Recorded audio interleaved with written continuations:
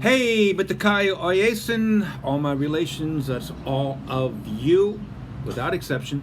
This is Mark Still, and as I promised, I am starting a series of conversations with people from all political bents about how to fix a broken America. This is the first conversation. You are invited yourselves to be part of this, as long as you can be respectful, as long as you can be polite, because that is what's missing amidst all the turmoil right now. So the first person I am going to speak to, her name is Danessa. She has asked that she not be filmed, so you lucky people get to see nothing but my beautiful face for however many minutes this lasts. So I will turn the floor over to Danessa, and we'll get into this. Hey everybody on Facebook. Mark, thank you for inviting me to participate in this conversation, folks. First, I'd like you to know that I am an American, and I am of African descent, Irish, Native American, and Cuban, but that doesn't really matter, does it? Or does it? Anyway, let's talk about folks who are angry. The first time I heard the terminology Black Lives Matter, it bothered me, because I thought to myself, does that mean no one else's lives matter? That's not what we're talking about. We're talking about the violence that has been portrayed and put upon people of African descent, and is even starting to bother people of all races. First, to fix broken America, I think we might want to honestly think about who is in charge, who is running our government now. We have a person who is not sensitive to any of our needs except for the dollar sign. That bothered me, okay? Also, when you start talking to one another about things that bother us on a basic level. What do you think, Mark? Things that bother us on a basic level. Yeah. On a basic level. Well, that's what this entire conversation should be about, I think. But before I go into that, I just want to point out that this is not just going to go on Facebook, various social media platforms. Okay? Okay. I just have a following on Facebook, so Okay. they know me. They might not like me, but it's going out for various platforms. And this is what's bothering me, that it's we're focused, or the political thrust right now seems to be a focus on just what people call race. And I'll probably be saying this in every video. I say that because there's no scientific basis for exactly what race is. Race is an invention, a concept invented by slavers who are bringing Africans over from Africa to the Golden Triangle, to the Caribbean, to the States. So bigotry, hatred, all this stuff exists, unfortunately. But I don't want to give any lip service to the idea of race, because I just don't believe in it. I understand. So the conversation needs to be about everybody, not just, this is me talking, right? Not just about Black Lives Matters. Exactly. This needs to be about, police brutality is a thing. I've experienced police brutality. A friend of mine back from the 90s was murdered by the police. It's straight out murder. The cops, anybody watching this who is familiar with that, could sue me, I guess, for saying that. But it was an absolute murder, and it was just dropped. And the family never got any sort of closure for it. And that's a white family. A lot of people talk about statistics. Statistics can be manipulated to mean whatever we want them to mean. So, as an example, people talk about, I'm not going to bore you with numbers, just as many whites being killed by the police as blacks. But they're not looking at the whole matter, because there are more whites than there are blacks in the country. And there are all these extenuating circumstances.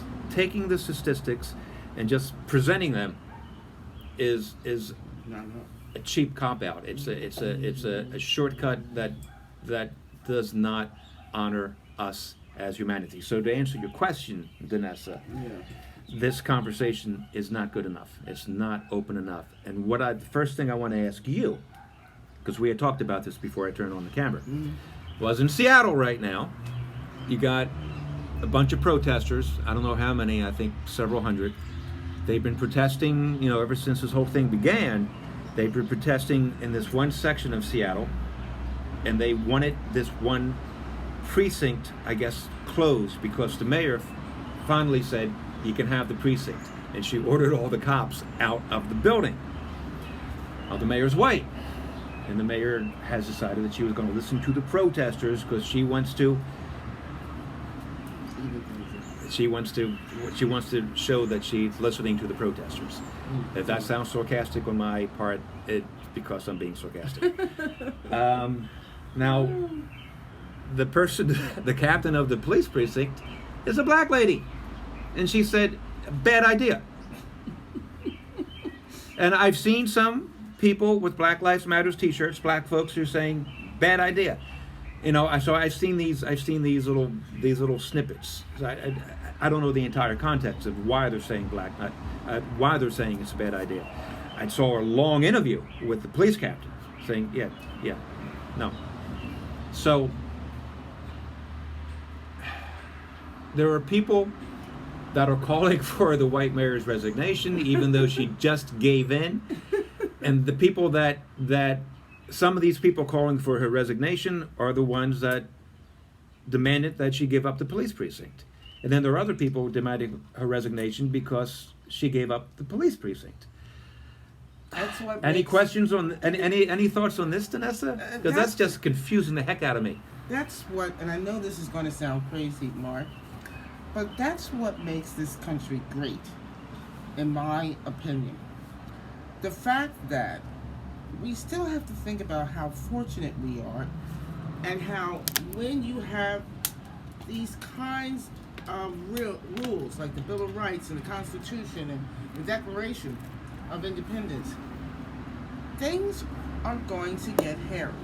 When you give people enough string or rope, as they say, to hang themselves, you present a society that could supposedly govern itself.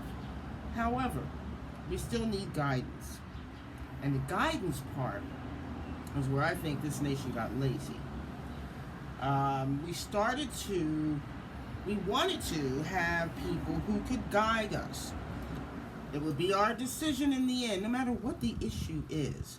It would be our decision in the end. But then things like money and familiarity and when I say money, I mean like social status and classism and all that other stuff. But the truth of the matter is, for some reason, law enforcement has a thing out for black males. Okay? A thing out. What does that mean? Black men come with, oh my God, be careful, he's got a gun, he's a violent individual. And George Floyd was not carrying any weapons, was he? Not to my knowledge. But yeah, he wasn't carrying any weapons. And I'm still not clear why they stopped him. Why they felt as though they needed to arrest him. Those details, you have to forgive the noise, folks. We're sitting on my front porch. It's a beautiful day here in Philadelphia. If I may, Yes. the reason they stopped him is that a local business establishment called about a guy, African American, passing a counterfeit, I think, $20 bill, and that he was high. And when the police that'll get you killed in America. when the police arrived, not only did George Floyd fit the description, I'll get comments on it. I believe it was George Floyd. That's why. Oh, I understand. Well, in any event, no matter what the reason, the result seems to be the same, and it seems to be the same a lot of the times. And what we should also think about is one another. I know this sounds 1960s, I was brought up in the 1960s, but you have to consider what you would do in a situation that has made so many people separate. Now, I am of the conspiracy community, and there's been a series of events that have pretty much disturbed me. First, the COVID-19 virus. Then you have to go home. They want you to go home, stay home, not to spread the disease that we didn't find out about in time. Then the CDC being silenced by the President of the United States. Then check this out, folks. Once they got us to stay home, of course it was all fear-based. We had a few facts, but a lot of that information was disclosed to us because the President didn't want them to release too much information. Doesn't matter.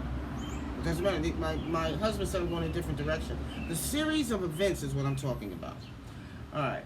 Then a man of color is killed by the police. All right. Now we already have a disease. People are losing their jobs. Unemployment is like at the top. People who have tried to get unemployment, they have to wait too long. People's livelihoods have been shattered. Yeah. Okay, because of this virus. All right, so now I notice after they tell us to stay home, get connected. That word kept coming up. Get connected, and we weren't getting connected. It was more like a divide and conquer scenario for me, personally. So now we're being forced to use social media and learn how to use the ins and outs of technology, but we can still see one another, but we can't touch one another. After they did the George Floyd thing, that was just it. That was it for a lot of people. And that doesn't surprise me. The violence part surprised me. The young black folks and some white folks who were looting surprises me. The fact that Trump says if you loot, we'll shoot does not surprise me. And I was upset and I'm also a senior citizen. And I've seen a lot of things. She doesn't look like a senior citizen. I have seen a lot of things in my lifestyle. Style too. In my life that, from the beginning of color television to civil rights to segregation finally being thrown out, landing on the moon. Every 10 years, technology changes, and if you don't stay with the program, you're going to get left out. All I have to say is, in my lifetime, which is 63 years, I've seen a lot of things happen, and this scares me the most. It seems like we're being conditioned, we're being told what to do, how to do it, get with the program, and there always has to be a little bit of civil unrest to divide. That's what really bothers me, the divide and conquer situation. We have to start voting, people. We have to start voting, and a lot of folks out there would say, oh, that doesn't matter. Yeah, Trump bought his way into the White House. Who doesn't know that? Bush bum rushed himself into the White House. Who doesn't know that? But what about us? What about the people who are Americans, right? I'm saying Americans because that's all I know. That's the country that I was born in. That's the country that I love. And you know that only in America, brilliant and gorgeous and wonderful things can happen. Also bad stuff. Nowhere in the world could you live a better life, in my opinion, which is the only one I can have, except for in this country. And if we don't get our bleep together, we're not going to be able to make it. Okay? I don't want us to be the country where they say, oh, the mighty have fallen. As long as we stick to what we know, which is right from wrong, we will continue to be a force globally. That's all I got to say. I love how you ended that because I was wondering how to tie this in. There are a number of people right now who are saying, and I'm one of them, that this is not an issue of, for example, systemic racism. It's not an issue of black or white. It's not an issue. Any of the terms. It's a device. She said this is a device, but a lot of people are saying right now, the issue should be one of values. And the values are, there's got to be some absolutes in our life. And the values are absolutes. Now, from my Judeo-Christian background, I'm Roman Catholic, by the way. you know, to pick something out of the air, or actually not out of the air, it's not random, 10 Commandments. Thou shalt not kill, absolutely. Which includes George Floyd, which includes David Dord. I am so upset that I'm not hearing that name more often. You know who David Dord is?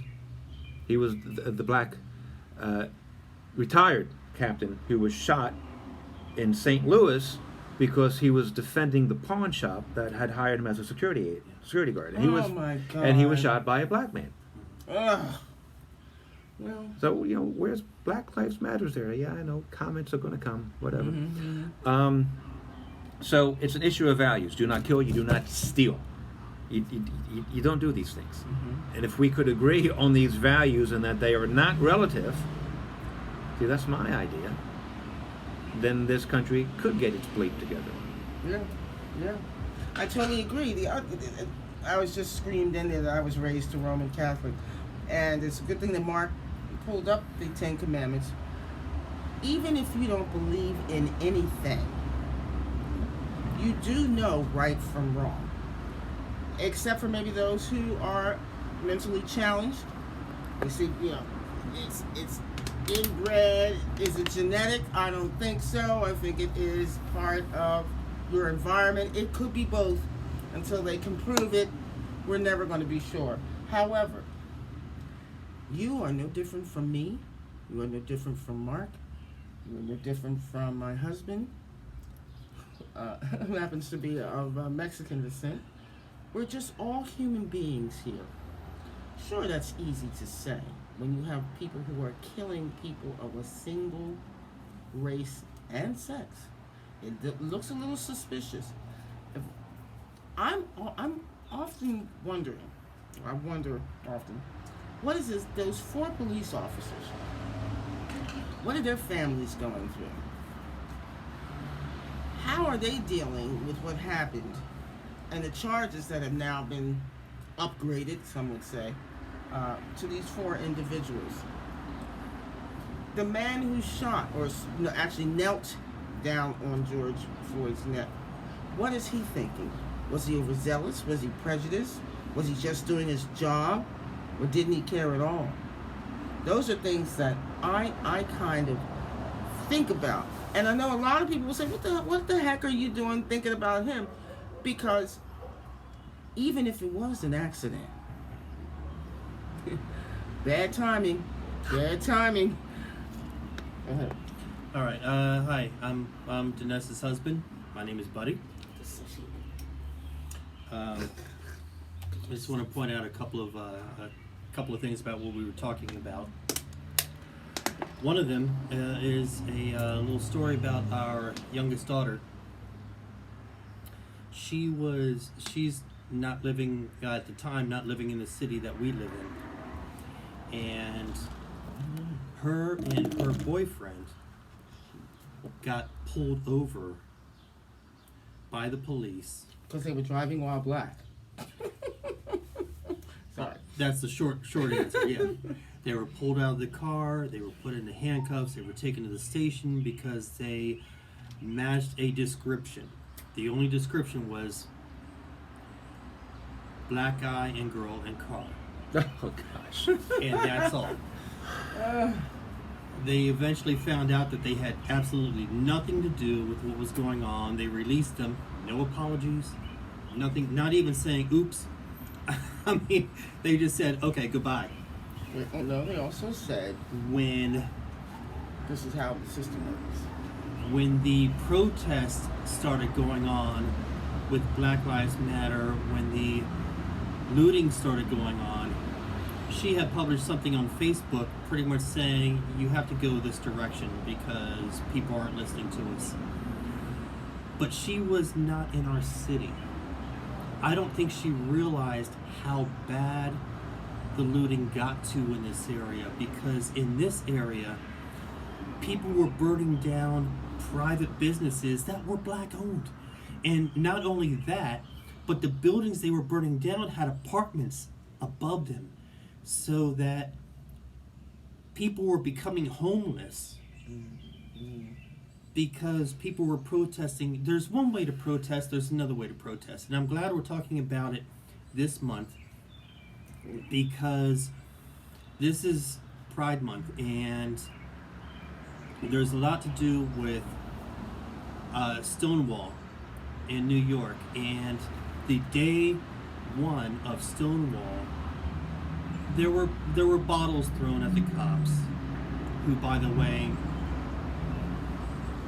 did a sting. I mean, they went in and undercover and started arresting all the cross-dressers and everything. Forgive me. What is Stonewall? Stonewall is the Like the civil rights the walk on pride Washington. the Pride Month, the Pride. It was a bar in New York Uh-huh. that was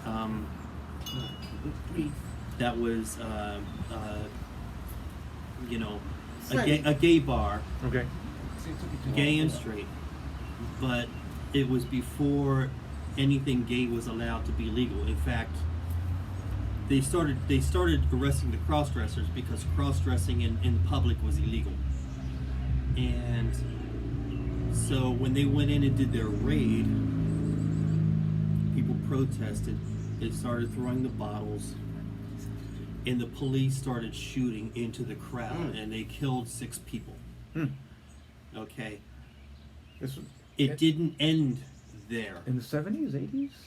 This was in the 70s. Okay, I know what you're talking about. And the protesters did peaceful protest from that point on. They went there every single day protesting, and it made a difference. Okay, they didn't do looting. They didn't do, this is where I was getting at with this whole thing. They didn't do, the first day there was some violence there, and the big violence was from the police. Okay, although there were bottles thrown, I'm not going to deny that. But from then on, it was just a peaceful protest, and it made a difference. And I think that's what we need to see is, Well, if you we're know, going to talk about that, we need to people talk. think that the peaceful protest is frustrating, that you don't get results. King didn't think so. But I think we're doing so. And then people are going to say, well, yeah, but they shot him. Well, they shot the two Irish boys too. But that's what I'm getting at is, when you look from not in this area, and you say, like our daughter did, that, well, you have to become peaceful isn't working, and you have to become more violent. It seems to get more attention. It becomes more violent. It gets But attention. they don't but I realize It's not right. doesn't right? help how to they're find a destroying solution. their own community. I mean, I'm looking at people living in these apartments. Yeah. I work at the place that sees all this stuff, and it's like 3 very frustrated people here. they're tearing local businesses, not the big chains. Yes, they are. Well, yes, the Target? big chains, but they're also tearing the local businesses apart. Yes. They're They're tearing the they're- city apart. they're By the way, tearing their folks, we're in neighbors Philadelphia. And that's the thing. It's like it gets out of control. It gets out of control, and you got to look at. Getting it back into control and then doing something about what That's started exactly it. That's There you go. exactly it. Yes. it. There you go. Which is the point of the conversations. So you might want me to edit this out, but I can't help but be amused as you were going on your little spiel. Yeah. Your husband was saying, "What's the point?" And then he's going on his spiel, and you're like, well, what's the point? And I see the point. All of this is related. It is, All of it this is. has to It do truly is, with yes. our soul. Yes. All right? Mhm. America's state of soul, Mm-hmm. which is kind of up for grabs right now. And it's funny that we're saying this because America is supposed to be the great melting pot. And you're going to have conflict. You're going to have conflict when you're mixing up. But I really have to put this in too, Mark. I really admire how the media is handling the whole present administration. That man is about divide and conquer. And a lot of people have bought that insane message. However, this is how I see the media fighting back. the interracial couples in every product known to man in America. The same-sex advertisements. For the first time, I was watching television and I saw Black Lives Matter on these huge cable conglomerates. Well, of course they would do that. It's money backed. I understand that. It has to do with cash. But they still didn't have to say it. They didn't have to print it. They didn't have to let you see visually, when I talk about the cable stations, the big cable companies, that somebody decided, and then everybody gets on the bandwagon. But if I hear one more time, and these times more than ever, I will shoot myself. Let's stay connected. We are not advocating violence. No, we're not. We're not advocating violence. We're a peaceful lot, we are. But, So let me just point out to you yes. that in my experience, so this was late 90s? It's going to be podcast, too. Hang on. Huh? Yeah. Late 90s, I was a big fan, still am, of a TV show called Mad TV, which was the only thing, the only TV show, or SCTV, well, I'm nerding out, I'm sorry. SCTV and Mad TV were the only shows that were often as good as and often better than Saturday Night Live. That's right. But anyway, the first time I saw an interracial couple was on Mad TV. The first time I Deborah saw Wilson, who actually called Yeah. me. I hope he's watching this. And they did it on the regular. So the interracial couples has been building up over the years, long before Trump. The same-sex advertisements. Yeah, that's new. Well, not really, because the first time I saw an interracial couple in bed together was an IKEA commercial. We know they're from Sweden, and they love anything that isn't blonde, blue-eyed, and pale. However, sorry, I said it. But anyway, and that's the first time I saw a same-sex couple commercial was from IKEA. And it's just as simple as that, folks. The power of media is extraordinary. Once you see it, most of us believe it. Okay? You Whether guys- it's true or not, most of us believe it. I'm in an interracial relationship. Okay. You guys are about to kick yourself because you forgot What? the Jeffersons. Oh, Roxy right. Oh my gosh! Yes, buddy. Thank you. Or Lucy and Desi Arnaz. Oh, they sure? Yeah, absolutely. The first interracial kiss, boys and Oh, girls. Lucy! Star Trek, The Next Generation. I mean, no, Star Trek, classic. Forgive me. But anyway, all we're Or saying even is give peace a Diana? chance. the early '60s. Was it Diane Carroll who was in it? Oh yeah, but she didn't have a relationship with a white male. She worked for Oh, she one. worked for a white male. Okay, forget that. Yeah, but in any Edit. event, folks, any event, Well, Bill Cosby. What about yeah, I said the name. Yeah. I Spy. right? All right. Right. That was interracial. Using that word. Relationship. Relationship. Friends. Yeah, They were yeah, friends. absolutely. The best of friends, and they treated each other as equals. Salt and pepper is the way to go. You can't get flavor without salt and pepper. Ooh, amen. Preach it. That's it. That's all I'm saying. But you can ramble on now. And just on a personal note, I mentioned the Jeffersons. I mentioned the interracial couple and Roxy Roker, and I will just say, anybody that could get with Roxy Roker, hello, applaud. That was something that they said about. She was phenomenal. Okay, so the three of us, Yes. what have we agreed on? That we need to give peace a chance. That we need, in my opinion, to let other people know that we can all get together and be together. And we can actually talk like we're doing right now Right and now. have conversations. We got. I mean, if you must know, there are two white guys and a woman of African descent that are sitting on this porch at our home talking to you because it bothers us. Now, I have to say, tolerance to a point is acceptable. I live in a section of Philadelphia where we tolerate economic diversity, racial diversity, religious diversity. And it works. It has been working in this city, in this section of the city for years. Guess what, folks? No looting in Mount Airy. Think about it. Mount Airy, not Germantown. Chestnut Hill. Oh, yeah, I just want to point out that it does not have to get violent. No. You know, it could get loud. It could get whatever. Obscene, But not you- violent. There is a difference between protesting and respecting Other people's your rights. neighbors That's and right. your other people. I mean, and when I say your neighbors, we're all neighbors. We are all neighbors. We all live in the same country.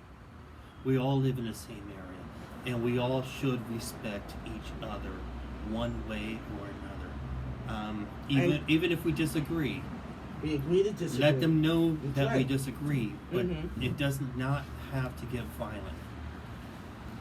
Plus, really, not that anybody cares what the rest of the world thinks of us, but I do. Because right now, we're the forerunners in a lot of things. The biggest export from America is our lifestyle. It's our lifestyle, and it's making lots of money for this nation. True. Maybe it's not a product, and actually it is food, lifestyle, movies, music, clothing. Huge. Just think about jazz. Jazz is an American situation. It is American invention. We did all that together. We did all that together during a time when you couldn't even perform on the same stage with a person of another race. Things will progress. I hope that it'll go in the right direction. I will say Black Lives Matter, but let's make that all lives matter. Mark, thank you very much for letting me express myself. I do want, because of your two closing statements, I do want to say one more thing, Go on. if I can. Of course, it's your Because show. it's my show, the Mark C. Still Show. To the point of violence is not the way. It's not. Violence is not. I'm laughing because somebody. Gotta laugh, not to cry. Yeah, somebody said, and then it was picked up by a lot of people. If you're destroying property, it's not violence. Yes, it is. Okay. That's it. Um, It's destruction. And especially because the property actually winds up harming the people that own the property. They lose their jobs, they lose their incomes, they're out on the streets. But so here's the thing: violence is not only just physically laying hands on something and physically injuring something or scarring something. Violence can also come with words. So the idea of Minneapolis getting rid of the police department, and I know that those are just words right now, but the idea that so many people marched toward the mayor, I'd heard in the square, then I heard at his house, I don't know, and they demanded that he he disband the police department, and when he said no, they booed him, and then all this nonsense going on in Seattle right now. Talking to people does not mean demanding that they listen to you. Right. It's a discussion. Yes. So I just want to add that. If you have anything else to say to that, that's fine. Otherwise, I guess I'm done. Wait, here comes Buddy. Yep. All right. Go back, Two things, and I'm done. First of all, we keep hearing the phrase defunding, and I think that's a bad phrase because it makes it sound like you're getting rid of it. And defunding, maybe it should be called cutting back, That's even worse. because defunding makes it sound like you're closing out. You're getting rid of the police department. You're getting rid of this. You're not. You're just putting certain restrictions on them. You're making sure that things are being taken care of. You're not cutting all. Prioritizing. You're not cutting all the funds altogether. Defunding is, I think, a very, very incorrect statement. And I'm not the only one that says that. Like, I work in television, and one of our main anchors points that out every time he's on the air. Defunding is not really the correct phrase to use for that. The other thing that I want to point out, and I want to go back to, hopefully it's still there, all of our elementary schools. I was always told that America is a melting pot. Now, that is very strong, because the reason why we grow as a nation is because we take the best of everybody that comes here. And we hear it's all about diversity. It's like anybody that comes here has something to contribute, to our country, and that makes us grow to be a stronger, some would say even the strongest country on this planet. And no matter what you hear about, why we have to keep people away and do stuff like that, it's not that. You look back at people like Einstein, who in certain criteria would not even be invited to this country. Everybody knows there's a huge contribution to what he has done. Our space program would not have happened if it wasn't for German people being brought in here. It's a melting pot. We bring everybody in here, not to mention some of the best food I've had from outside. But either way, the concept of bringing other cultures into us, in integrating them into who we are, is the biggest contribution that America has. It makes us who we are. It makes us the greatest country on this entire planet. And just think about that. And when you think about trying to cut people off, realize what they can contribute.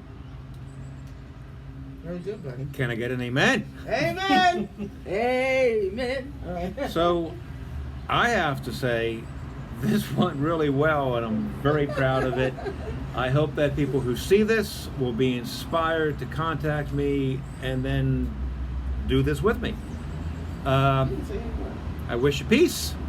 I wish you grace. And soul. Peace and soul. Keep the faith, guys. Be good to yourselves, because when you're good to yourselves, you will naturally be good to others. It just spreads. I know this from 55 years of living, believe me. So, God bless you all, and I'll see you in the next go-round, the next interview. Thank you, Vanessa. Thank you, buddy. Thank you, Mark. Thank you, man.